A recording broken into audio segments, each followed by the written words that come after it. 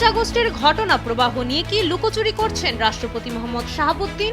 পদত্যাগ আর ক্ষমতা বদলের সেই উত্তাল দিনগুলো নিয়ে তার সাম্প্রতিক মন্তব্য কি নতুন কোনো বিতর্কের জন্ম দিচ্ছে? প্রশ্ন তুলেছেন জামায়াতে ইসলামীর আমির ডাক্তার শফিকুর রহমান।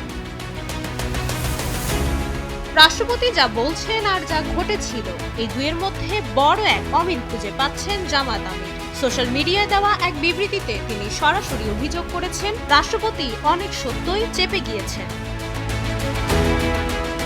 শফিকুর রহমানের ভাষায়, কথিত পলাতক প্রধানমন্ত্রীর পদত্যাগের বিষয়ে সেদিন উপস্থিত নেতাদের রাষ্ট্রপতি যা বলেছিলেন আজ তা স্বীকার করছেন না। তিনি প্রশ্ন তুলেছেন, কোটি কোটি মানুষ যা শুনল আর রাষ্ট্রপতি এখন যা বলছেন, এই হিসাব কি তিনি মেলাবেন? বিতর্কের সূত্রপাত একটি জাতীয় গণমাধ্যমকে দেওয়া রাষ্ট্রপতির একটি বিশেষ সাক্ষাৎকার থেকে, যেখানে তিনি অন্তর্বর্তী সরকারের সময়কার নানা বিষয়ে নিজের ক্ষোভ ঝেড়েছেন। রাষ্ট্রপতি দাবি করেছেন তাকে পদ থেকে সরিয়ে দেওয়ার চেষ্টা করা হয়েছিল, কিন্তু বিএনপি এবং সামরিক বাহিনী সমর্থন না দেওয়ায় সেই চেষ্টা সফল হয়নি।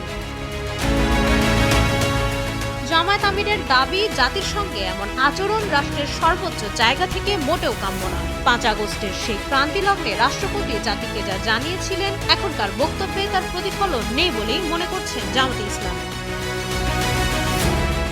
একে তো 5 আগস্টের পদত্যাগ পত্র নিয়ে ধোঁয়াশা, তার উপর বঙ্গভবন থেকে এমন মন্তব্য, সব মিলিয়ে বাংলাদেশের রাজনৈতিক অঙ্গনে এখন বইছে উত্তপ্ত হাওয়া। রাষ্ট্রপতির এই হিসাব কি শেষ পর্যন্ত মিলবে, নাকি এই বিতর্ক আরও গভীর সংকটের ইঙ্গিত দিচ্ছে? মাইশা মালিহা, সময়ের আলো।